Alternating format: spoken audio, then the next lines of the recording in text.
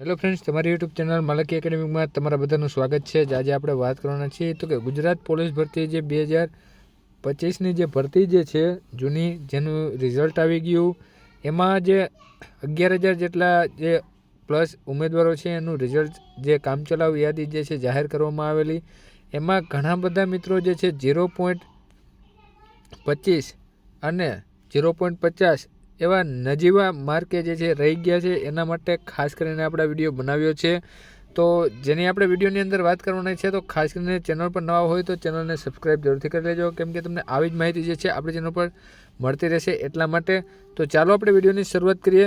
તો કે CC group એ અને બીમાં જે લોકો પાસ થઈ ગયા છે એ ઉમેદવારોને જે છે નમ્ર વિનંતી છે કે જો જરૂર ના હોય તો સીટ ન બગાડતા, જેથી કોઈનું જે છે 0.25 માટે તો કોઈના 0.50 માટે અને 1 માર્ક માટે ફરી આખું વર્ષ મહેનત કરવી ન પડે, એનું ધ્યાન રાખજો.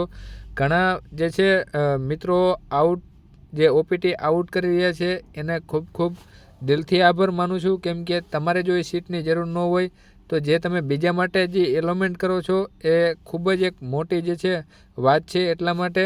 ત્યારબાદ આપણે વાત કરીએ કે તાજેતરમાં જે એલઆરડીની પ્રોવિઝનલ લિસ્ટ જાહેર કરવામાં આવી, એમાં હાઈકોર્ટ આસિસ્ટન્ટની જે ભરતી હતી એએમસીની છે, એ ત્યારબાદ સીસી ગ્રુપ એ અને બી છે.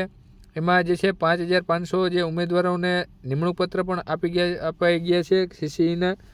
તો એ ઉમેદવારો જે છે તમારે એલઆરડીની જે સીટ ન જોતી હોય તો ખાસ કરીને એમાંથી ઓપીટી આઉટ કરી દેજો પ્લીઝ. નમ્ર વિનંતી સાથે જે છે એક રિક્વેસ્ટ કરું છું.